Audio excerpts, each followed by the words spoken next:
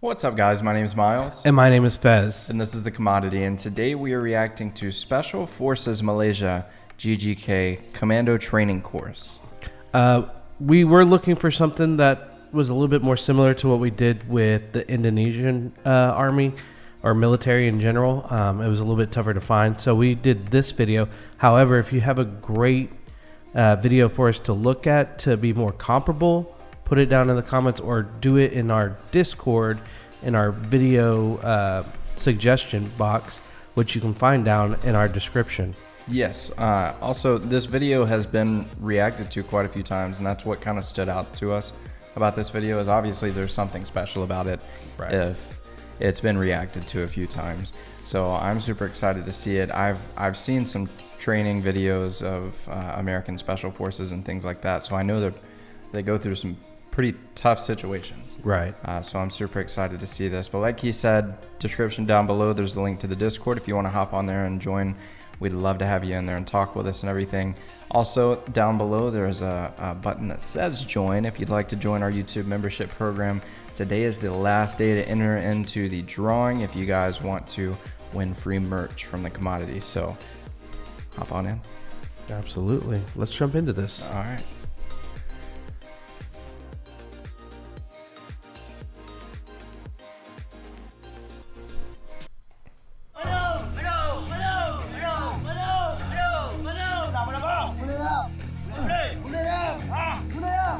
This is Malaysia's GGK Commando Training Course, designed to separate the boys from the men.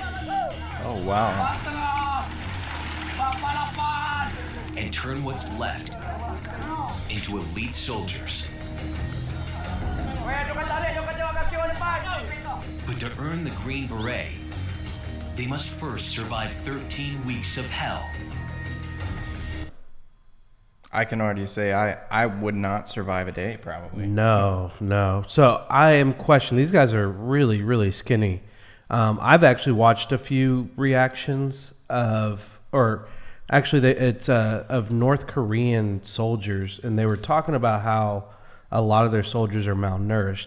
I'm not saying that they are, but they're super skinny. I'm curious, is that a issue that happens in the military?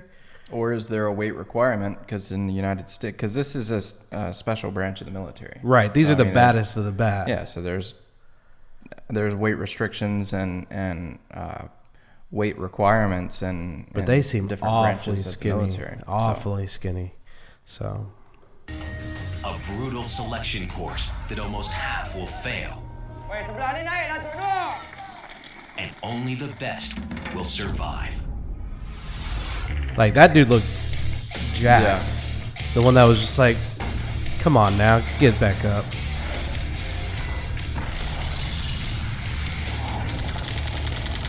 Of course, he was the guy in charge. Yeah.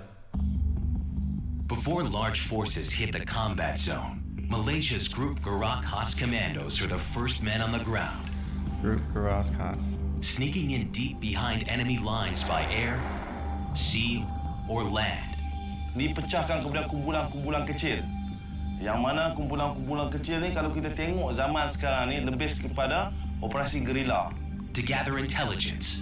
Maksud dia, kita hanya memerlukan 5 orang anggota kita yang pakar dalam latihan. And he's a bigger guy too. Yeah, he's jacked. Carilah local resources daripada mana.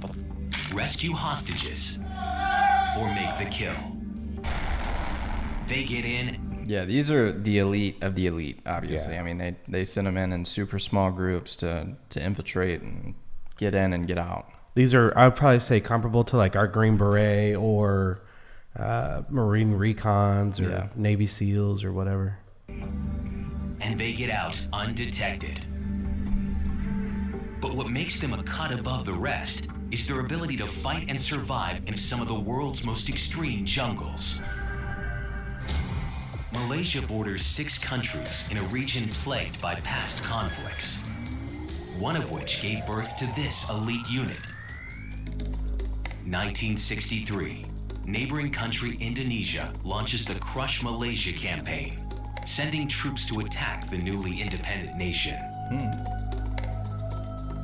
A difficult border war was fought deep in the rainforests of Borneo. and a new elite force was needed, skilled in unconventional jungle warfare. Britain's Green Berets, the Royal Marine Commandos, were sent to help train a new group of fighters. At least from what we know, all of that's been put behind them. Yeah. Because all we hear is good things between Indonesia and Malaysia, that you guys love each other. Yeah, and watching them run out into that jungle, I was just worried that they might run into the Predator. Or even worse, run into Arnold Schwarzenegger out there fighting the Predator. 1,600 soldiers volunteered for training. 300 were selected. Wow. Of the 50 that went through the first course, only 12 passed. Damn. Today, there are fewer than 3,500 GGK commandos, a small elite club. To join it, these men How will many have did to he go. say? I literally heard him say it. A small elite. There are fewer than 300 3,500 yeah. GGK commandos, a small elite club. To join it, these men will have to go through 3 My months brain was of like relentless 3,500, and then you physical asked him, like, psychological torture. gone. They will break all but the best. And the pain starts here. The Special Warfare Training Center in Malacca, southwest Malaysia.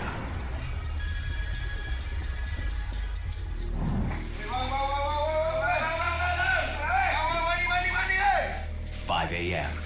180 new. Now, to be fair, I feel like 3,500 sounds like a lot. I have no, and now with me saying that, I have no idea how big special forces are in the U.S. Yeah. I could not tell you. I know that with the Navy SEALs, they have small teams of like 20 and 30 or something like that. Mm-hmm. But I don't know how big it is. I don't know how big the Green Berets are. I don't know any of that stuff. Yeah. So I got no comparison. Maybe we should have did the disclaimer at the beginning. We are not in the military. We have nothing to really truly compare this to. Yeah, as we said in our Indonesia military video, we have family and friends that have been in the military. We have a lot of coworkers we worked with in the military, but we personally do not have any experience in the military. So this is all just true reaction. Yeah, so if I see somebody running, that already exhausts me, let alone being yelled at or pushed or anything like that. So I already know that I couldn't get into probably Fez can't take being yelled at. No. I'm a hurts his snuggler, feelings. not a fighter. Week 1 of their course. Just to get here, they've already passed a 6-week selection process. Now, these survivors are about to start the real thing. If they thought they knew what was ahead, they were wrong. In phase 1 of this course, instructors are looking to lose the weakest recruits as quickly as possible. I would have just been like, where's the belt thing that you ring from all the movies? Ding, ding, ding. They've just begun 36 hours of continuous hell that will push everyone to the edge. It seems like torture, but it's designed to find out who really wants to be here. I want to challenge myself how far I can go. It's called adrenaline rush. To join the commando, you must be volunteer. So if you enter the main gate, there is a word say, if you are not sure, please go back. So you have to volunteer. I do know that a lot of the special forces in the U.S. military are selected. Yeah, you're and selected. hand selected. But I mean, even out of that, you're volunteering off the street. You have to go through weeks and weeks and No, weeks I of just think it's training. crazy that you can even just volunteer. That's Yeah. my main thing. It's like, that's crazy. You have to be nuts to want to just be like, oh, so I'm going to join the military. Okay. I want to go to the most difficult part of the military ever. It's dedication. Not man. even like going through the regular training, just going straight to the hardest thing. That's patriotic dedication. Yeah. The tiger is the commando's regimental crest, signifying bravery, ferocity, and strength. Qualities they expect those that pass to possess. The other thing I'm kind of curious about is, so they wear a green beret. I know the Royal Marines wear a green beret. Some of our special forces called the Green Berets. And the British have green beret. I just said that. Oh. The Royal The Royal, the yeah. Royal Marines wear green berets. I wonder why green. I mean, I understand the camouflage concept behind green. I mean, everything that they're wearing is green, but I'm just kind of curious of what, because you're out in the field, you're not wearing your beret. You're usually I'm wearing sure the color signifies something. Yeah, and I'm kind of curious if it signifies the same thing for every country. Yeah. You know what I mean?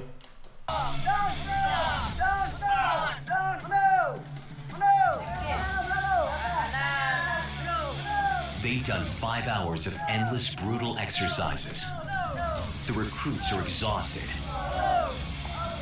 But weakness is not accepted. Recruit 12 isn't keeping up. Banyakkan yang susul kita ada macam didikan tambahan. Bagi I saya couldn't cakap do saya it. boleh ikut lagi ya. And what they're doing right now is trying to get him to quit. Yeah. It's the whole point. Yeah. This is what they are fighting Yeah, because for. the other coveted team, Green that Beret. the other people you're going against, Inherited they're gonna from try and the make you Royal Marine quit. Commandos, it's an iconic symbol of an elite group. Jadi Green Beret ni sesiapa yang memiliki Green Beret diumpamakan adalah askar yang terbaik di dalam Malaysia. But only a select few of these recruits will ever get to wear it. The men are drained, but there will be no rest. They've only completed 7 hours. They've got 29 more to go. Damn. Next is an 11-kilometer run with a 17-kilogram combat load. And I was about to say it 87 right before he minutes said that. I was finish about to say they've got all this stuff strapped on Yeah. them too. Yeah. That's Now insane. that is pretty common. They do that it. Make it in harder. It's midday, pretty much everything. and the temperature is above 30 degrees Celsius.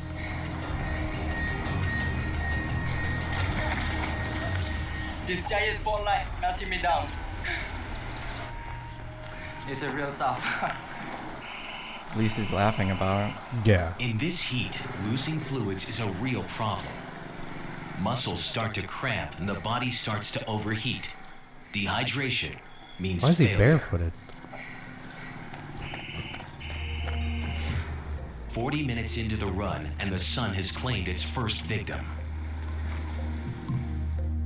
Dalam keadaan macam ni kita dah banyak running basic commando, jadi bagi saya dah biasa. If recruits are sent to the hospital, they automatically fail the course. Do they not give him water to Little time drink? left, tough. they can't afford to slow down for a minute. Probably not. That's required even in the U.S. military, no matter what branch you're in.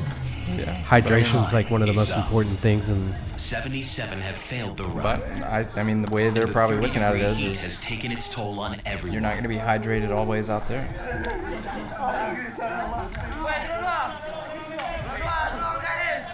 My knee was injured. I feel okay. I can breathe normally, but I'm totally sad. 24 hours in, and overnight another. And I would imagine they seven gave him water recruits before they dropped out left. due to injuries Yeah, from yesterday's but- run. even in all, 173 survivors. so my ex-wife was in the Army, and they had to do these. They call them. I think they call it like. I forget what they call them, but she used to tell me about them because before she went to Iraq, she actually did them down in Georgia, where it was like 100% humidity and like 110 degrees every single day because they were getting ready to go to literally the desert, Right. you know, so they had to be ready for it.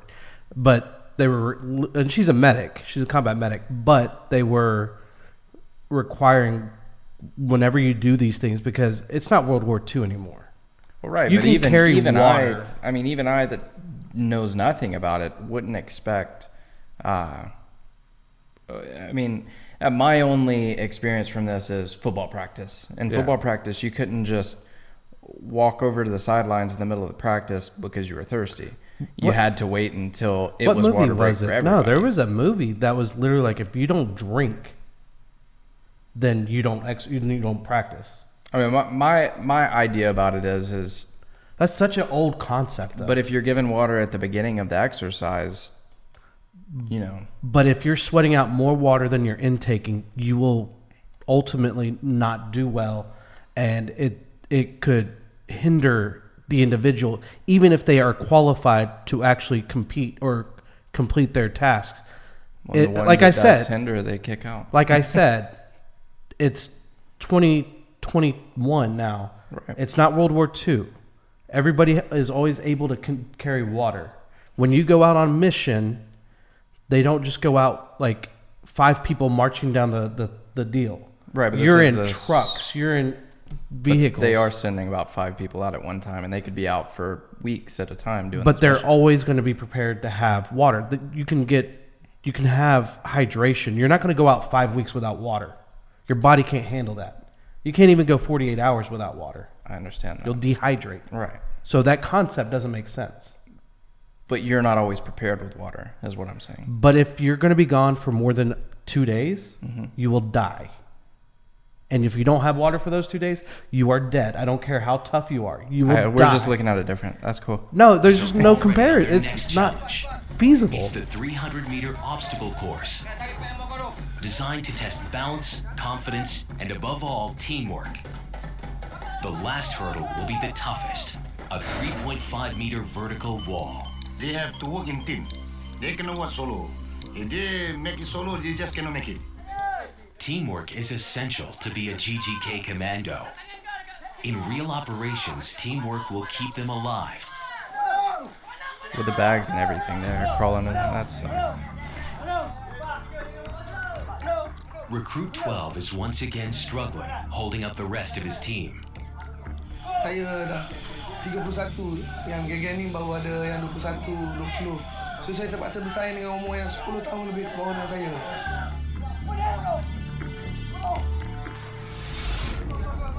Some teams have already reached the final hurdle, the 3.5-meter wall. Now, it's time for teamwork. To clear this obstacle, they need to form a pyramid.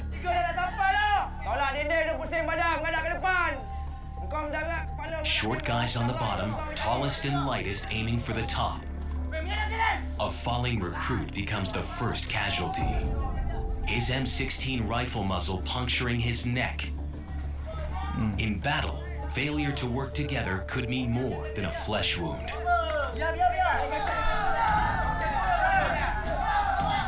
They reorganize and clear the wall. It's 30 hours in.